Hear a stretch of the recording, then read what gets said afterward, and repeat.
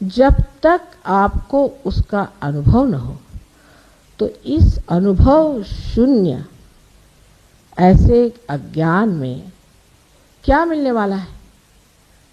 आप अपने को कुछ भी समझ लें, लेकिन आप अनुभव शून्य हैं, और अनुभव प्राप्त करना यही हमारा एक ही परम कर्तव्य है, क्योंकि इस भारतवर्ष में ही ये जड़ों की विद्या है, ये मूल की विद्या यहीं पर है।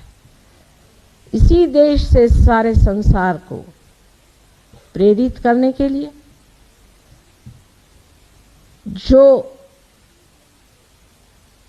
प्रकृति ने और अवतारों ने व्यवस्था की है, वो सब हमारे जिम्मेदारी पर है। हम हिंदुस्तानियों के जिम्मेदारी पर है, इस भारतीय लोगों के जिम्मेदारी पर है, जहाँ के हमें ये कहना है कि हाँ, हम इस ज्ञान को प्राप्त करेंगे, इस ज्ञान में उतरेंगे। लेकिन इसका मतलब ये नहीं कि आप किताबें पढ़िए, बिल्कुल भी नहीं होता। किताबें पढ़ने से मेरा मतलब नहीं है। अगर ये डॉक्टर वॉरेन सिर्फ किताबें पढ़े होते तो कुछ भी ना कह पाते, लेकिन जो अनुभव से जाना हुआ है, अनुभव से जो इन्होंने पहचाना है, तभी तो ना, ये तो 3 विषय में क्या पता नहीं PhD किए हैं, फलाना किए, ठिकाना किए। अब एक छोटी सी बात साइंस की आपसे बताऊं कि एक बड़े भारी साइंटिस्ट हैं जिनका कि नोबेल प्राइज थोड़े इसे चूक गए। तो उन्होंने कहा कि माँ, आप कहती हैं कि मूलाधार चक्र पे श्री गणेश का स्थान है, और एक तरफ से वो ओंकार है और दूसरी तरफ से वो स्वस्तिक है, ये कैसे? मैंने कहा, भाई तुम तो मॉडर्न आदमी हो, तुम्हें कोई मुश्किल नहीं पता लगाना।